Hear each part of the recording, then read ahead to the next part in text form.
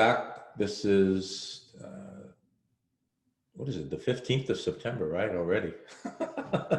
15th of September issue of Two Roads Leadership.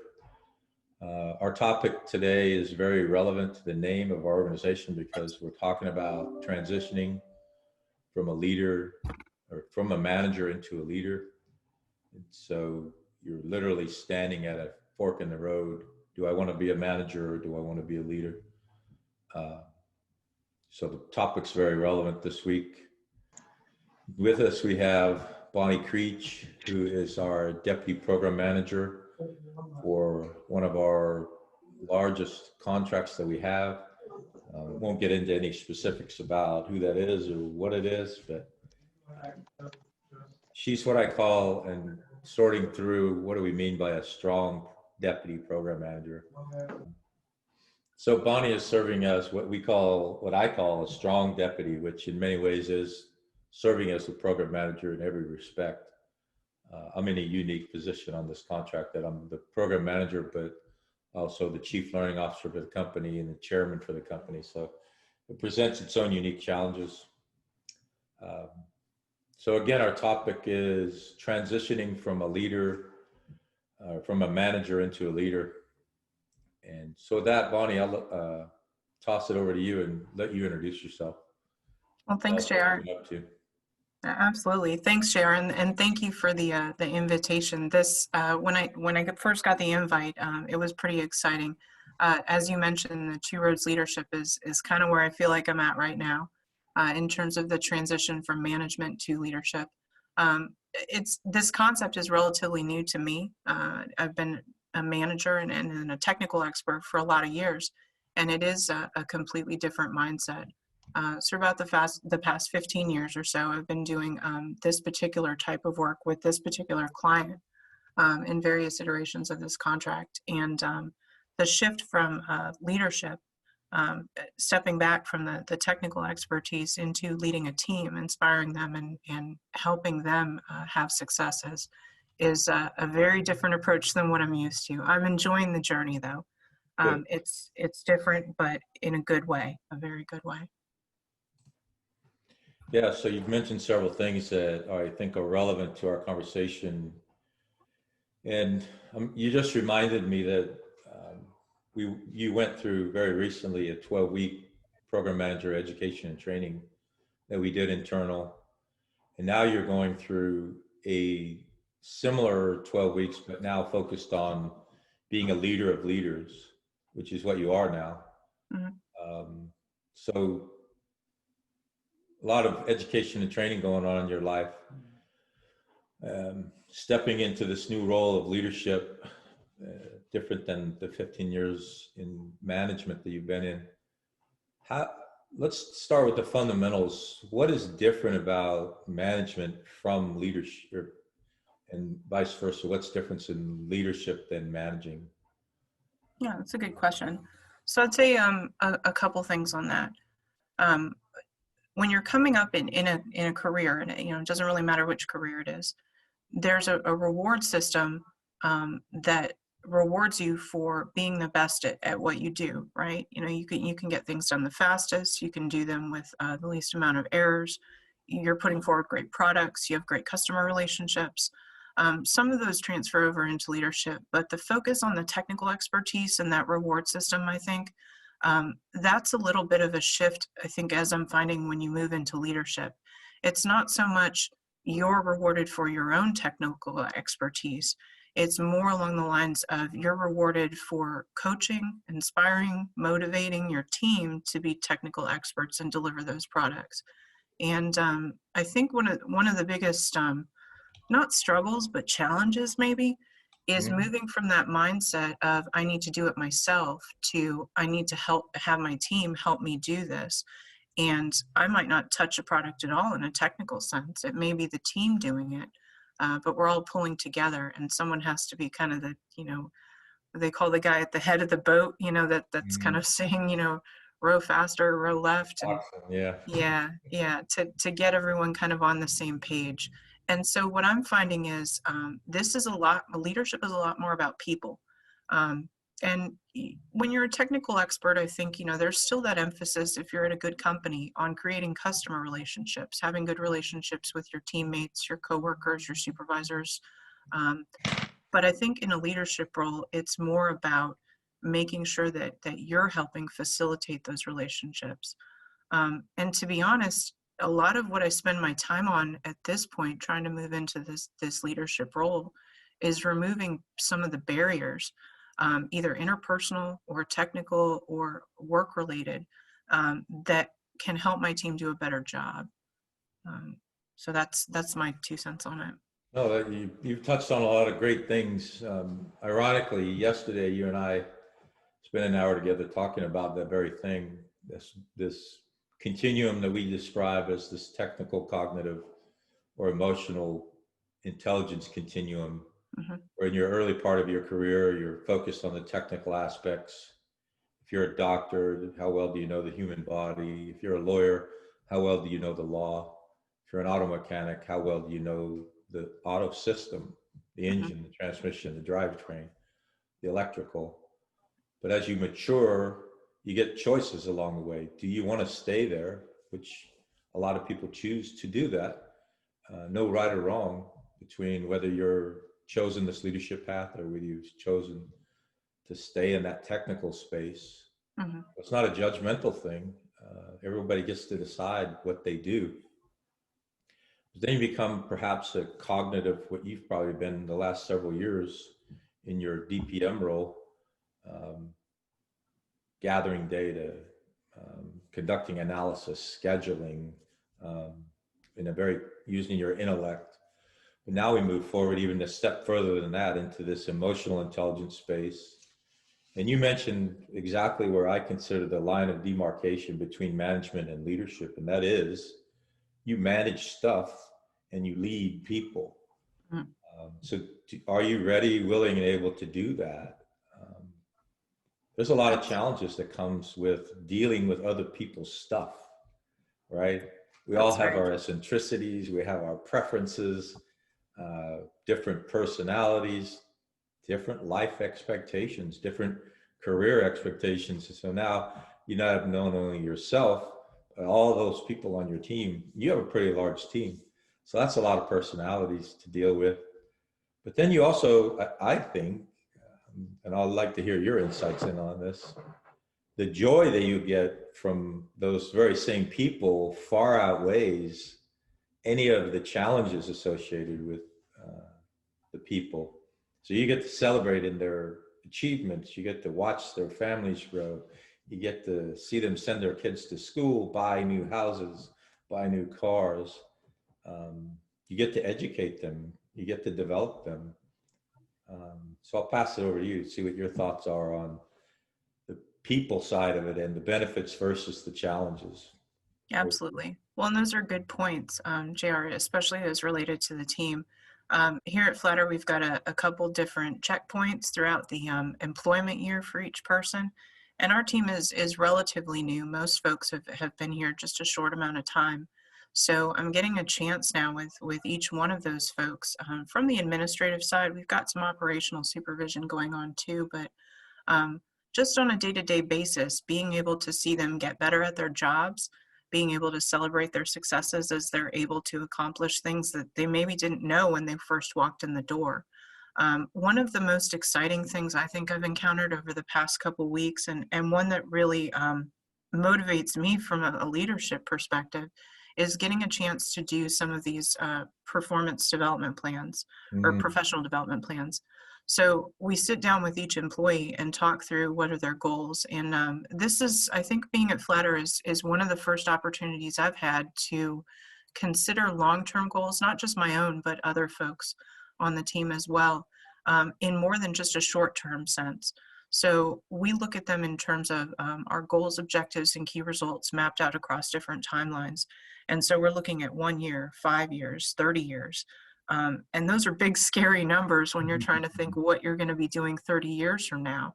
But when you think about, the world of government contracting, we're on these short kind of timelines. And so for us, it's what can we accomplish by the end of this contract, assuming it goes the full length. So sitting down with some of these employees, and some of them are fairly new to the workforce, and listening to what they'd like to try out, or what they'd like to learn, or what they'd like to get involved in. It's exciting to me because one, I can see myself, 15, 20 years ago. And it's exciting to be able to share, I was there too, and here's what I learned. And have you considered this? And have you looked into that? And we can shift maybe some responsibilities so you can try new things and be able to give them opportunities. In my experience, there's not a lot of companies that do this. Most are operationally relatively rigid. Maybe some lateral movement possible within careers, but having the chance to give people development opportunities in their current jobs, to me, is one of the most exciting things. And then seeing them succeed when they go down that path. You mentioned the willingness and ability. I think that not only applies to moving into a leadership position, but also on the technical side as well. And that's one of the things I've found most exciting is being able to help provide some of those opportunities, and being part of a company that has a culture that promotes that as well. Well, it's very satisfying to hear you say that. It's in our core values. It's in our employee handbook when you get here, but it's really nice to hear it come from you that we're actually talking the talk and walking the walk. So thanks for that. Mm-hmm. And you mentioned something is near and dear to my heart, and that's 35-1 and today. Yeah, it is scary to think 30 years into the future, but all of us who are parents, we're thinking about our own careers. We're thinking out, how am I going to retire safely? It comes fast. And so it's not, in our humble opinion, too far to think out. And certainly those 30-year visions are unshaped, and they have to survive life, because life happens, and you may change direction a little bit and not end up exactly where you thought you were going to be. So those 30-year goals have to be able to survive life happening. But the 5 years is a lot clearer, putting shape around it, and certainly then 1 year. Then you also mentioned our GOKRs, which is very important to us, our goals, objectives, and our key results. The key objectives and key results are quarter to quarter. So they're very close, they're very shaped. The objectives are aspirational and inspirational, whereas the key results are the things we count to know that we're getting there. Number of people educated, number of courses taught, number of times we've engaged in leadership activities. We measure those things, so it's very important to us. I would like to go back a little bit, if you don't mind, on TCE. Uh-huh. This is especially important to yours and my relationship, but also your relationship with your team. And that is knowing where that right balance is, right? You've spent your whole life being rewarded by being a technical subject matter expert. And now for the last year, I've asked you, I want you to be an emotionally intelligent leader. But then you and I have a relationship where I'm the program manager and you're the deputy program manager, and we've still working through what that means. But that largely means you're doing a lot of what I used to do when I was in that chair. So how do you know when you're at the right balance? You're doing enough technical, but not too much. You are doing emotional intelligence, but you're not letting emotions dictate everything. Talk to us about what goes through your mind when you're deciding whether to pick up the shovel or ask someone else to pick up the shovel.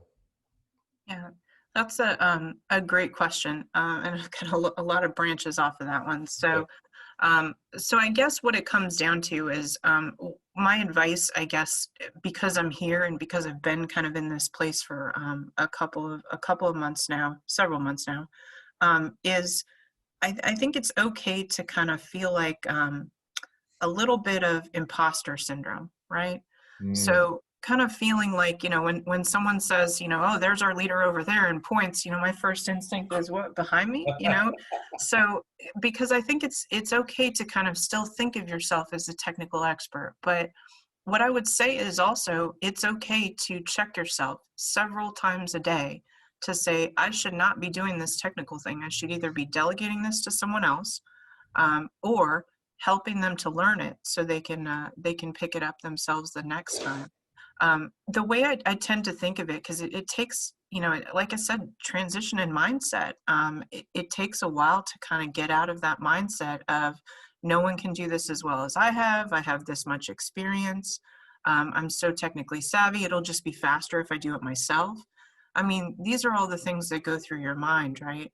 And I know you've been here as well, but I think that what helps me kind of focus and not pick up the shovel is thinking about how I came up through the technical field.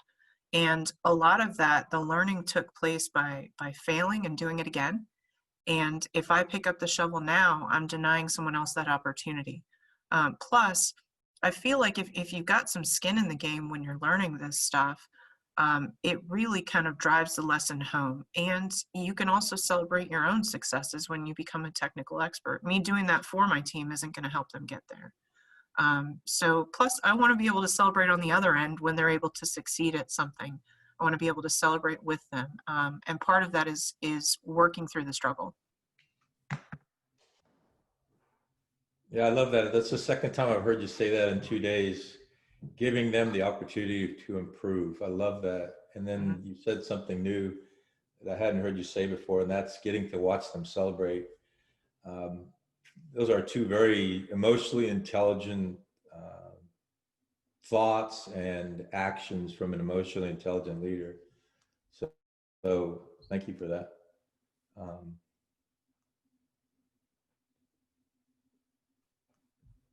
Tell us a story about one of your successes that you've had in the last few months that you realized, wow, this leadership thing is working for me. I'll tell you one while you're thinking of yours. Okay. You're my success story. Just to see you grow in this chair. I know we threw you into the deep end of the pool with both feet several months ago, and you willingly accepted the challenge and are really blossoming into an amazing leader. So congratulations on that. And whatever's going on in your head is working. So yeah, I heard you also mention this imposter syndrome. That's a very common phenomenon in leaders, even leaders like myself who've been leading for 40 years. Rev Jones, James Learmont, all of us have those same thoughts that go through our head. So don't get too focused on that. You're on the right path. That's definitely good to hear. I think there's just a sense of discomfort that goes along with it too. The imposter syndrome, and then, going from one sense thinking, I'm a technical expert. If someone has a question, they'll come to me and they'll say, oh, Bonnie can handle this for us. And going from that to moving into a place where it feels really uncomfortable, you're helping your team pull, and they're a little uncomfortable too, because they're having to move into more technical roles. But, and that's where I think too that, I guess I would say I don't have a specific leadership success story in a sense, but over the course of the last 6 to 8 months, as I mentioned, most of our team is relatively new. And I've sat in on every single interview for every one of them and been involved in the decisions. And I think my success story, and I can't take credit for this, we've got a fantastic leadership team, which I'm proud to be a part of. But I think as a whole, our success story is seeing these folks coming in off the street, technically proficient, most of them in some areas, and then bringing them in and again, throwing them into the deep end in the middle of a global pandemic, and then seeing them succeed, not just individually, but all of us as a team. And then hearing from our customer as well, you submit a product, a giant product that takes months of work, and hearing them say, this is the best version we've ever seen of it. To be able to share in those successes and see the team leads for that project just glowing because they're getting recognition for a job well done. to me, that's and like I said, I can't take I can't take credit for that. It's an entire team's effort, but it really makes me proud to be able to have helped them in some small ways along through that process, and to be able to see them recognized for that. Yeah, I've observed exactly the same thing you're describing. We, this contract that we're on together, we're delivering courses, and I've sat in and instructed several courses over the last couple of months. And, it's not lost on anyone that we've been in the middle of this pandemic, and a lot of what I call go fast, stop, do it again, go fast, stop, do it again. It's easy to get disheartened driving all the way across country with a truckload of value, and you get to the customer site and they say, oh, the order's canceled, go home, and then do it again, and then do it again. Yeah. So we just finally started delivering in earnest the last few months. And I mean, in earnest, right? We're crushed Mm. back to back to back when it would have been more spread out. And not only the teams supporting that, but watching them in action, and they have ownership of their jobs. One of the fundamentals is action past isn't action completed. And there's none of that going on. There's none of it. It's not my job going on. And that doesn't happen by accident. And every humble leader, such as yourself, will always say it. It's not me, it's them. Hmm. But it's your leadership that's producing those results. So you should feel heartened by the excellence that your team is delivering again and again and again. And that's been consistent across different demographics, different courses, different teams, all telling us that I can mention a couple of names specifically. Morgan and Jenna, just consistent excellence month after month. Ida, Lindsay, the whole gang, just knocking it out of the park day after day after day. I was teaching a course a few days ago, and I mentioned, if anybody tells me something good about Morgan, she'll get a spot bonus. And within 5 minutes, I got 5 emails. Yeah. Yeah.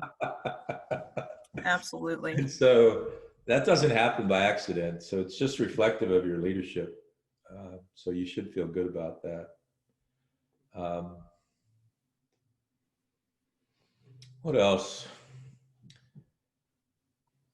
What advice would you have for advice, information, and perhaps who should they talk to in their world as they're standing at this fork in the road, considering whether they want to stay functional professional, become an analyst or a cognitive leader, or try following your footsteps and become an emotionally intelligent leader of a large group of people? What advice might you have for them? So I would say a couple of things. First off, I think it's always helpful to have examples to look to when you're trying to develop this. I mean, if leadership could develop in a vacuum, right, we'd all be great leaders. But I think the best ones have seen examples from others. I think most of us have seen good and bad examples. And I think one of the things I'm trying to focus on is not so much from maybe the not so good examples I've seen, saying I'm going to do it completely differently, but focusing more on the great examples I've seen, how successful leaders are inspiring folks, how they keep their team pulling together, and feeling like they're part of a larger effort and a small piece of that. That's what my goal is to be. I guess I would also say get used to some discomfort. It's not easy to go from technical to leadership. And I struggle with that every day, thinking, I should be doing this, I should be doing that, I shouldn't be handing this off, it's going to take me more time. but that's part of the process. And it's not easy at the beginning. It does get easier over time, especially if you're doing your job as a leader, then you're not necessarily missing the technical piece because you're helping the technical folks on your team to pick up that slack. So Yeah. it is a little bit of a different approach. And I agree with you that there's no right or wrong on this one. You know, I know a lot of technical folks who've been doing this for 40 years. They're the best engineers, they're the best IT folks, best programmers. I know some people who are really great at that. And they say, you know, I'm not a leader. Well, you can't help but pick up some of that over time, even if you have remained in kind of the technical arena. I think that the difference is when you start to focus on leadership, and continue trying to improve at it, trying to get better at it, keep learning, seek out mentors. When you're taking steps in different areas to try and get better at it, you'll start to see success. And I think that's what the advice I would give to some anyone trying to head down this path is keep after it, and commit to it. You know, it's the willingness to feel a little bit uncomfortable, to try and improve your emotional intelligence, and just kind of give it a shot. Yeah, you mentioned several things there that I want to revisit one at a time. So we'll start and stop here a couple of times. But um, you've mentioned discomfort twice. Mm, And it's funny because 2 weeks ago, we had a senior executive panel in, three senior executives from the federal government to talk to a group of our students. And every one of them kept telling us the same theme, that they never took a job they were qualified to take. They never took a job they were comfortable in, and they remained uncomfortable.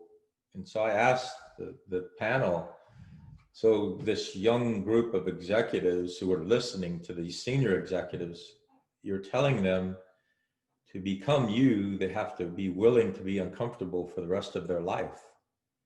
And that's kind of what you're telling us, the same thing. yeah. Um, so if I'm happy in my technical life and you're uncomfortable in your leadership life, why would I go down that road?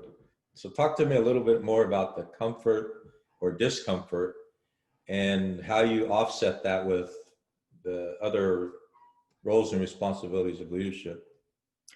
So I guess what I would say is, do you remember when you were a kid and you had growing pains? Mm-hmm. And you know, you go from being 3 feet tall to 6 feet tall, right? You can't get to where you need to get to without some discomfort. And I think that maybe we tend to maybe gloss over this as a culture in terms of growth, and in terms of taking yourself to the next level. It is uncomfortable because I think generally what it involves is breaking some of those preconceived notions, or you know, the ruts that you've been in. And I don't mean that in a bad way, ruts, but what I'm talking about is, you know, you've got kind of your grooves you've set up. You know, I'm the best at this. You know, people come to me when they want an answer to a question. No one can do this as well as I can. And so we have these stories that we tell ourselves when we're technical experts, and it becomes, you know, it's easy to stay in that groove. I think it takes courage, and willingness and ability to move toward leadership, because it's different than the path that we're on. But choosing that second path, I think, I would say it's not for everyone, although I feel like everyone can be a leader if they want to be. But I think too that you have to take yourself out of your comfort zone, you know, and I'm a pretty strong introvert. So it is uncomfortable when you're talking about dealing with people, and building relationships. Although I have to say on my team, you know, they make it so easy because everyone's just, you know, everyone's just fantastic, great personalities, interesting folks. Their willingness is amazing. But I think if you're looking at moving in that direction, you have to think, you're putting yourself at risk, right? It's a little bit uncomfortable to do that, because you're growing. But what are the rewards that you're pursuing? I mean, because why do it unless there's a reward, right? And so that's where I think that if you kind of look down the path a little bit past the discomfort that you know is coming, from that growth experience, what are the rewards that you can get? So for me, it's seeing the team succeed. I mean, we've got a pretty large team, all of them at various points in their careers, and helping them succeed, helping them grow, helping them get down the path and become better at their careers, in their personal life, and balancing things. Um, so for me, that's rewarding. Um, Helping to do a good job and build customer relationships, and hopefully that leads to, additional business, um, being seen as a success in our industry. To me, those things are important. And I think the impact I can make in a leadership role is probably bigger than I could make in a technical role if those are my goals.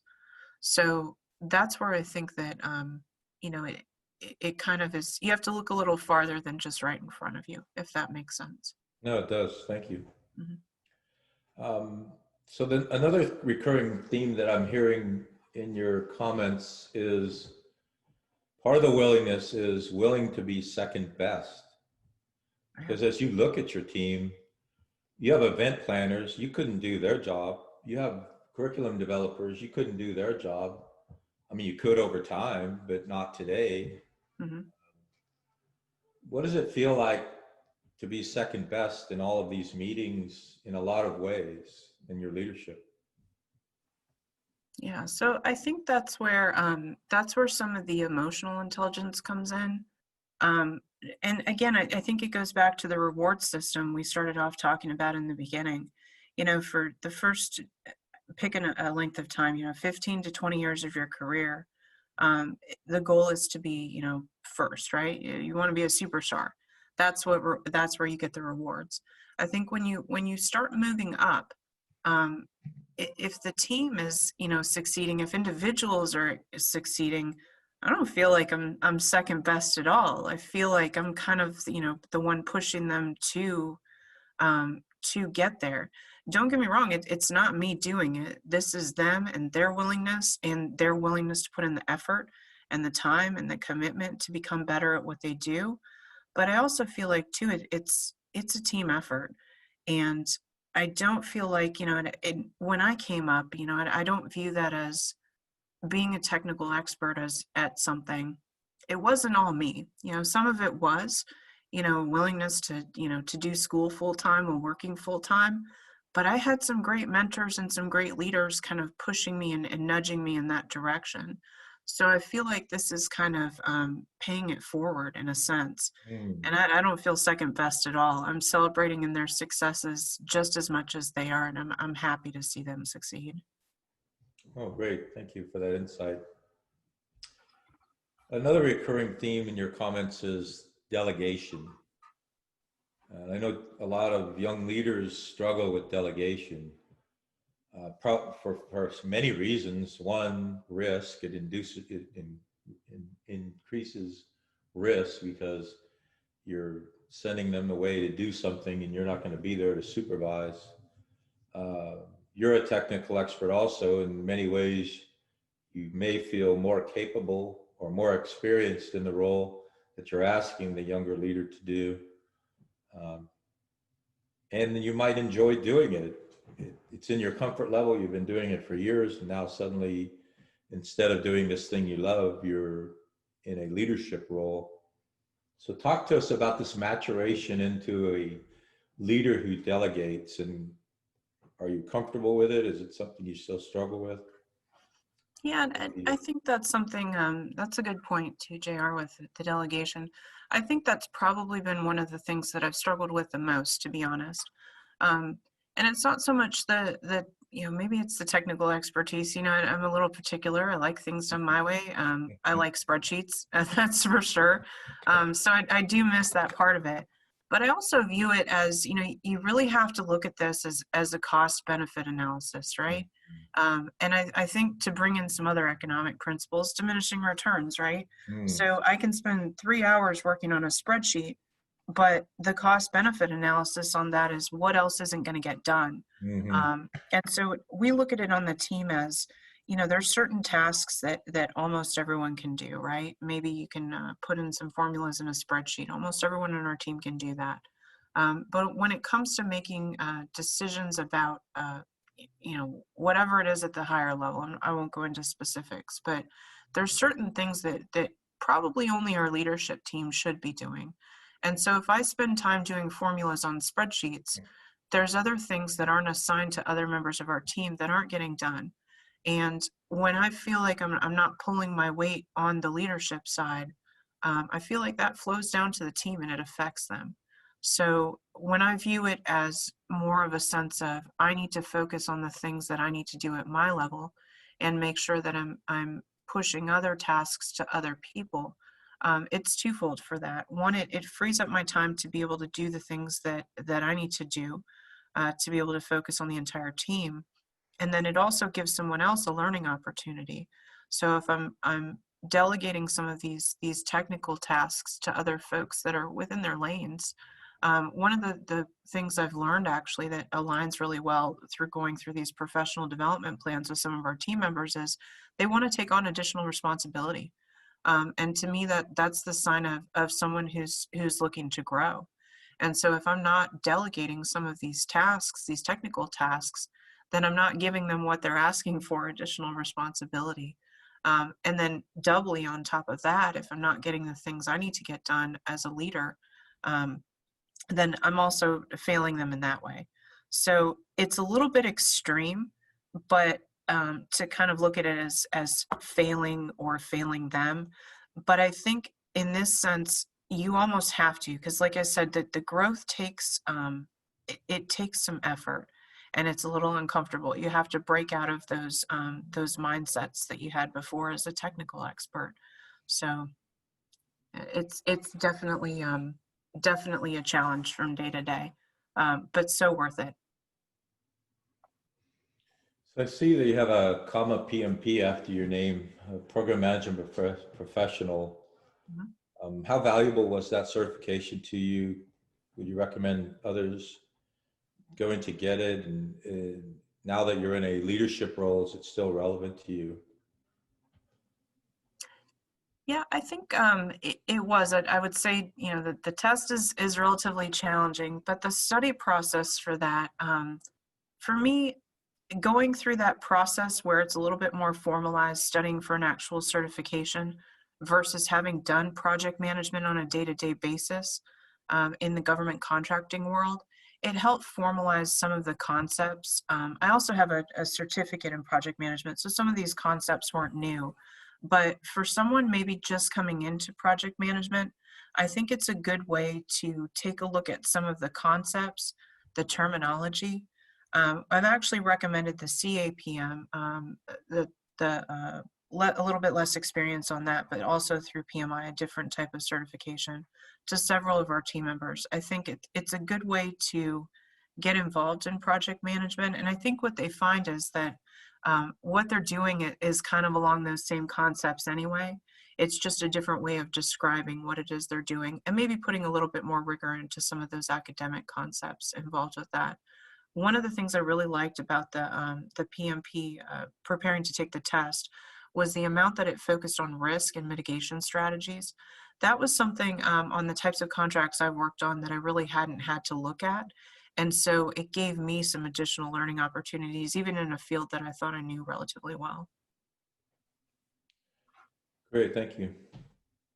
You said something a moment ago that we can all be leaders if we want to. You've also mentioned several times this willingness and ability intersection that we talk about. Um, Talk to us about that a little bit. If I'm thinking about pursuing the path you're on, how do I know that I have the ability, and how do I know if I'm going to be willing? Yeah, that's a good question. Um, I would say that if you're wanting to head down that path, um, it becomes a question of not necessarily the ability, because I think every one of us is at a starting point, right? You might be great at leading people. You might be great at inspiring folks, and you walk into a room and everyone looks at you as what's JR going to say? We want to do what he says we should do. And I might be one of those people that blends into the background. but that doesn't necessarily mean that, I don't have something to contribute in a different way, because I think it's important to stay true to your own style. But I think that it's not, there's no one formula. I mean, leaders throughout history, I think, have been, different types of personalities, different types of approaches, different ways of inspiring people. I think it comes down to the group that you're inspiring, how you go about it, and your willingness to work on your approach to strike the right balance to be able to have folks follow you and want to follow you. I think the willingness to is part of where it comes down to. We've talked a little bit about the discomfort, and the willingness to grow, and that's where I think that if you've got the motivation to do it within yourself, then it just becomes a matter of time and effort and practice until that imposter syndrome starts to go away a little bit. One would hope. Yeah, having been doing this for 40 years, it never went away from me. Okay.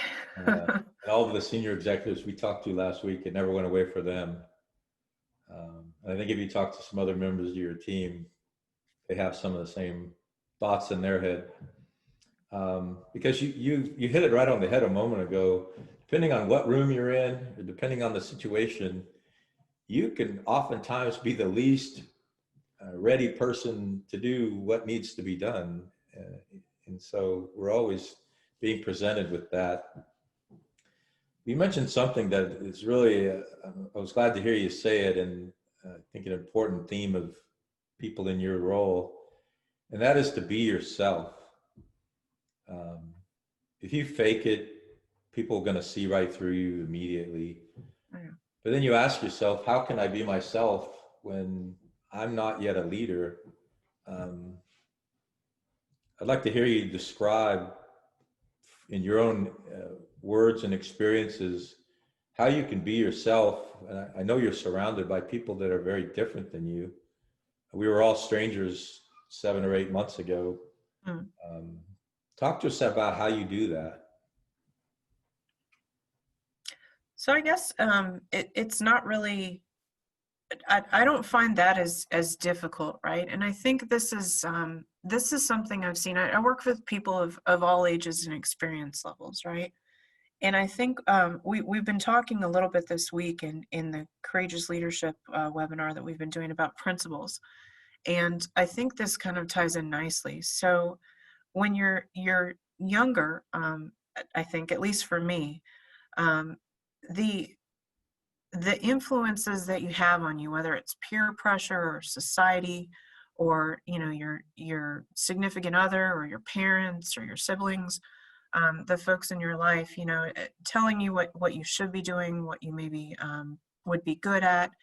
It's a little bit tough without all the life experience to be able to say, this is the path I'm on and this is where I want to go down. I mean, you're trying things, right? And maybe I'll try this career, maybe I'll try that job, maybe I'll move to Houston, maybe I'll do this. And so I think it's a little bit less, it's a little blurry, I guess, in some ways. So I think the more experience you have, the easier it becomes to be yourself, if that makes sense. I don't want to say set in your ways, although I think that's a little bit of a risk. I think it's more figuring out who you are. And I guess what I would say is, I'm reading this book right now. It's called Leading with Honor. It's by a retired Air Force colonel, a Vietnam POW. And one of the first couple of chapters, it's got several coaching pieces throughout at the end of each chapter. So experience, life lesson, here's how you can become a better leader from learning this. And one of the first things that it focuses on at the beginning of the book is knowing who you are. And I think a lot of us don't really take the time to do that. I know I didn't in my 20s, just being able to say, here's who I am, here's what I'm interested in, here's my goals, and really sitting down and thinking about that, not just a passing thought, but kind of really thinking through that. And here's where I want to be. As you mentioned with the Gokers, it takes the commitment every day. If you want to get to a 5-year goal, it just doesn't miraculously happen. So I think that's part of it, is figuring out what you want and then staying true to that. and making sure that you're not either letting yourself or other folks derail you towards your goals. Yeah, you touched on several things there that I think are critical to this journey, and that one of them is that day-to-day commitment, because that's where the goals fall apart. We lay our head on our pillow at night Yeah. and we ask ourselves, did I do everything today that I needed to do? And oftentimes we say no. We promise ourselves we'll do better tomorrow. And then those days begin to add up, and they add up into years. So you mentioned in very early in your remarks, mentors as part of your development. Talk to us about how best to interact with a mentor and how to find one, even if we're thinking this is the right path for us and we need some guidance. How do I find a mentor? Yeah, so I would say yeah, there's a couple different ways. For me, I've been fortunate here at Flatter. We've got a lot of great program managers, and I'm working with one of our best, I think, in terms of he's got the expertise in the field. He's been where I have, and I think he's also successfully made this transition from management to leadership.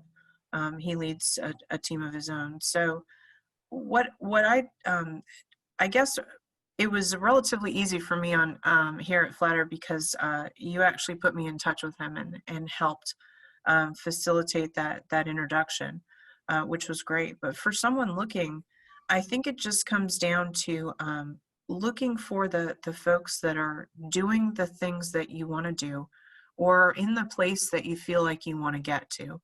Um, the people that we talk about, and then we say, gosh, he or she really makes it look easy.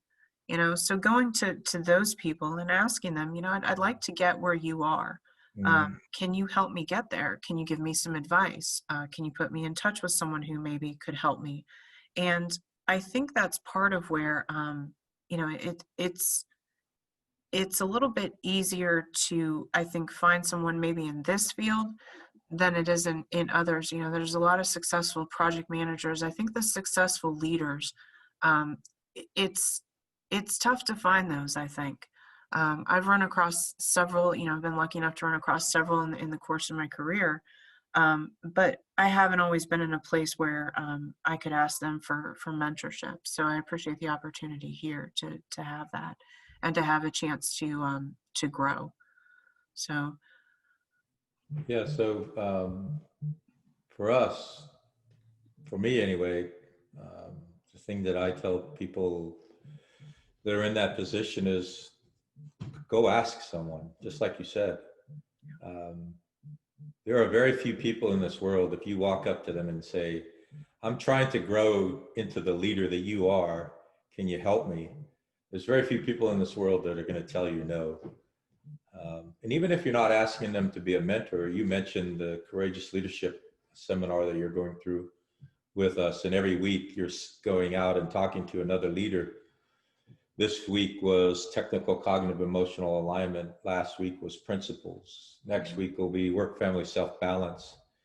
So if you go up to someone and say, I'm trying to figure out what my principles are, and I've noticed you're an especially principled person, can we talk? No one's going to tell you no. And you keep doing that over and over again, you're going to start to learn, and eventually one of them will take you under their wing as your mentor. So as we're wrapping up here, anything you wanted to talk about we haven't yet talked about? yeah, I think one of the things that I'm thinking of probably more often lately, as we kind of go through this journey, each of us individually and then as a team, growing through leadership, is I don't, and I keep hearing this reinforced when we talk about imposter syndrome and 40 years of leadership experience and still feeling a little bit like is it really supposed to be me here, that kind of thing.